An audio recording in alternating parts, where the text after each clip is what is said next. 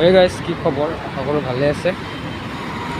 আগৰ দিনত যেনেকৈ ধৰক পন্তা ভাত খাইছিলোঁ ব্ৰেকফাষ্ট হিচাপে বা ৰাতিপুৱাৰ খাদ্য হিচাপে, বেছিভাগে যোনে যোনে মানে আগৰ দিনৰ মানে যোনটো এটা অসমীয়া কালচাৰ বুলিয়ে ভাবক, মানে খাইছিল পন্তা ভাতখিনি বা ৰাতি থৈ যোৱা ভাতখিনি পানী দি থৈ দিব, পিঁয়াজ নহৰু লৈ কিনে অলপ খাই দিব বা আচাৰ বা চাটনি অলপ বনাই মানে বুট চুট বটি সেইটো ৰাতিপুৱা খাইছিল। সেইটো মানে পাৰফেক্ট ব্ৰেকফাষ্ট আছিল।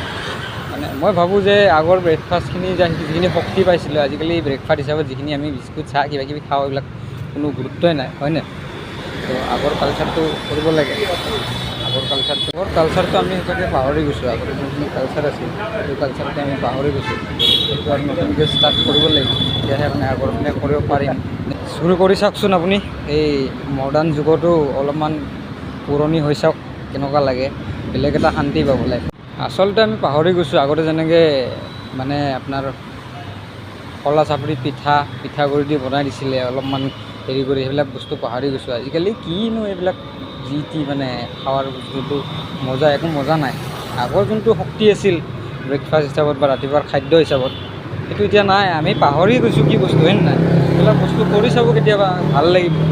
এইবিলাক বস্তুখিনি চাব, তেতিয়া মানে কিছুমান বস্তু শক্তি পোৱা যেন পাব। আগৰ দিনৰ কামবিলাক কৰি ভাল লাগিব। বেছি মডাৰ্ণ হ'ব যায় লাভ নাই একো। সেইকাৰণে বেমাৰো বহুত হৈছে আজিকালি। আগতে ইমান এটা হোৱা নাছিল, আগতে একো নাছিল। নে কি কয় গাইছ?